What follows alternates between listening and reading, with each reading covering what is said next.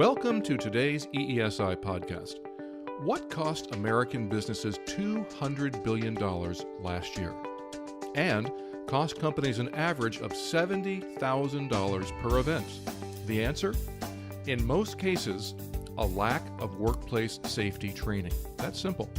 Today our special guests are Titus and Charlene Ledford Layne, both risk management consultants at eESI, and our subject is what small and mid-sized companies should know about workplace safety training. John is currently the Risk Management Director with eEmployer Solutions, where he works with clients in a wide range of industries to improve overall company performance through improved risk management.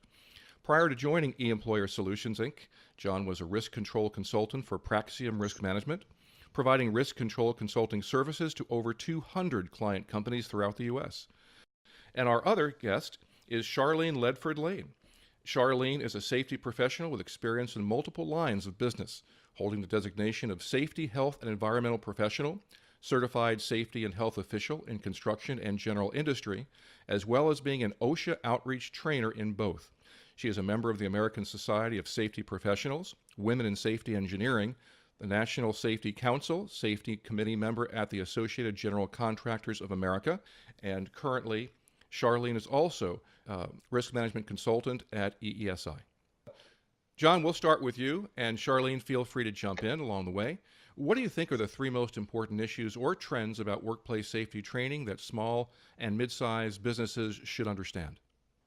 What we see is really the first one is the financial burden that the small and mid-sized companies can have due to a fatality. That's something that they obviously never seen before, and if it occurs, it's a huge thing from a financial standpoint. The second item might be loss of key employees. Production, you lose a key employee and it can really be an impact to a company.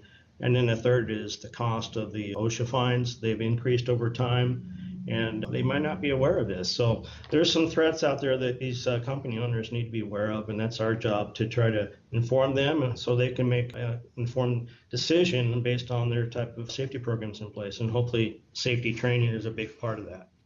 Let's walk through the three of those. Charlene, maybe you can jump in here too. What is the financial burden for businesses? What do business owners need to understand about the real cost of a lack of workplace safety training? Well, throughout the country, there are nearly $200 billion spent due to fatalities. So there's a lot of lost dollars out there where the business owners are not looking at what the key threats are to their own company. So they might not be aware of that, but in the end, got to be careful in thinking that it's not going to happen to them, but good chance it could if they have high threats or where there's risks where somebody could fall from a serious type of accident and get killed. So these things do occur. We see them all the time. So I think the financial burden is a big thing that any business owner should be worried about. Well, there are a lot of costs, both direct and indirect. OSHA fines on the most common non-compliance issues can be upwards of $70,000 and up on injuries. Then there's the indirect costs, loss of key personnel, retraining key personnel, morale when there's an injury in a workplace, and especially when there's a death. There's a lot of morale issues, and getting back to the flow of business is not always easy. There was 295 deaths in the first quarter of 2017. Do you have any examples of companies that have suffered fatalities where they may have been prevented had they had safety training? You know, we work with lots of different industries, different owners, and sometimes owners are very driven, and they'll tell you, John, we don't have time for safety training. We don't have time for inspections. And you do an assessment, a risk assessment, and you realize, well, this company, even though they haven't had a serious accident, it's just a matter of time. You know, Murphy's Law is going to kick in. And we've seen that happen with some of our clients. And it's a shame because you know that it could have been prevented. A fall from a roof occurred, and the business owner didn't really have a strong safety program. Unfortunately, they lost a key member of their company, and the next thing you know, OSHA's out there to do a formal accident investigation and start interviewing everybody, and that's going to take some time away from their regular work. Basically, the business kind of like shuts down because now they've really lost production because they've got to listen to the OSHA person, and that person's going to do a formal investigation. And then they're going to get fines. And then the next thing to follow is probably a lawsuit. So it's just a chain reaction from really something that could have been thought of ahead of time, thinking, we don't have time for this. We never had an accident in 40 years. That kind of mentality we see from time to time with business owners that just don't take time out for safety. What do you see happening with companies that have suffered loss as a result of a lack of safety training? Well, as far as key employees go, we're already in an industry and in a market where there's a shortage of skilled personnel. And with that, when you have that one key person gone, then the whole process is kind of disrupted. There's also delays because of production. That key person's not there. So now we're training new people to do the job he did. He had a lot more experience in that area. This person's new doing it. So, there's going to be delay, and it's certainly chaos to try to make it all happen. So it's going to create some organizational chaos at the very least to fill the spot, retrain people, and then, of course, you're just hoping you can keep up with a client timeline. What about OSHA reporting? I know there's been some increases in recent years in OSHA fines. In 2016, OSHA increased their penalties, their fines, about 80%. And each year they're going to be increasing it by another 2%. So when you take maybe a serious violation at $7,000, now it's $12,000, $12,500, and a repeat. It's so easy for a company to get a repeat violation. For example, fall protection. Fall protection is such a big topic in almost every task that a lot of our clients perform. And when we say repeat, that means if this company has 8 different locations, if in location 1 there is a citation made, and then OSHA goes and inspects location 8 and someone's doing the same thing, they've just got a repeat. Repeat violation that's now a maximum was a maximum of 70,000, now is 125,000, and then add the extra 2%, it makes it about $129,000. So that's a big number for small companies to have to pay. And some small companies would either have to take a loan or go out of business. So you've got the actual cost of the injury itself. Then you have the loss to the company of the employee.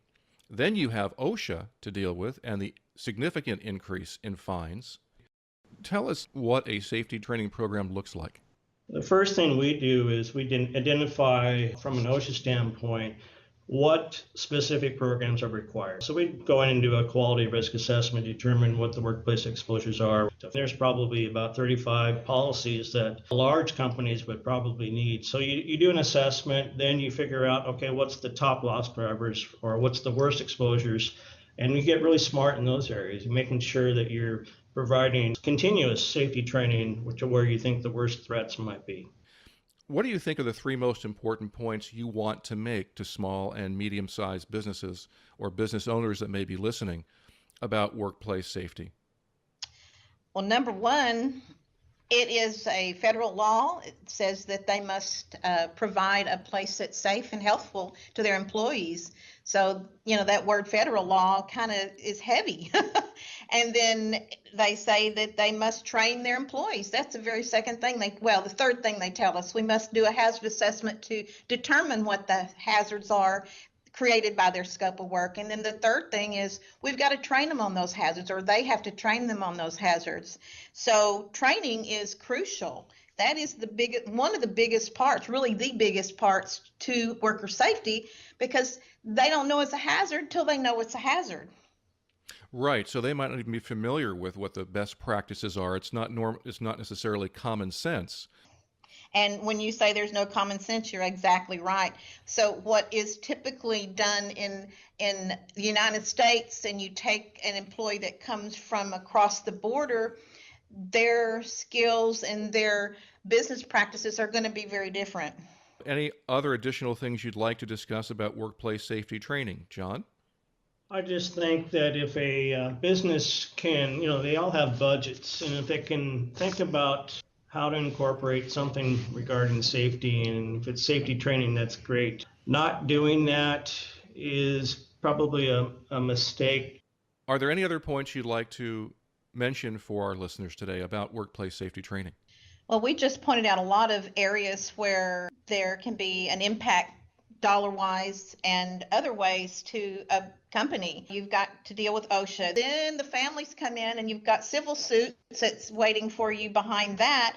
And then I think one of the bigger points that we need to make is their loss of reputation. Most of our safety savvy and business savvy customers and companies out there, they check. Once you've had a serious OSHA violation, well, any citation goes straight to the OSHA website and it's posted there for everybody to see. So all of our bigger companies, they are in a habit of checking that website to see what your safety history is. And we've seen some of our smaller clients that are trying to get new business and they'll work with a general contractor. But if they've had a serious loss, do you think that general contractor will want to hire them? We've seen it with some of our companies where they are understanding this the hard way. Well, thank you, John and Charlene, for taking time to inform our listeners today about risk and the importance of workplace safety training. As you've heard today, most businesses are at risk due to inadequate workplace safety training, and it's costing American companies roughly $200 billion per year. The average accident costs a business around $70,000, not to mention employee loss and retraining, OSHA fines that increased 80% in 2016 alone, and of course, employee civil suits. There's a lot of risk. What can you do as a small or mid-sized company to avoid the high costs of potential accidents? Look at a good safety training program like the one at eESI. eESI's risk management team can help you establish a strategic advantage in workplace safety that will help protect your employees and your company. Your company is too valuable to be left to risk. To learn more about eESI's exceptional workplace training and risk management solutions, simply call 210-495-1171. That's 210-495-1171. Or email us at risk@eesipeo.com. That's risk@eesipeo.com. Thank you for joining us on today's eESI podcast. Stay safe.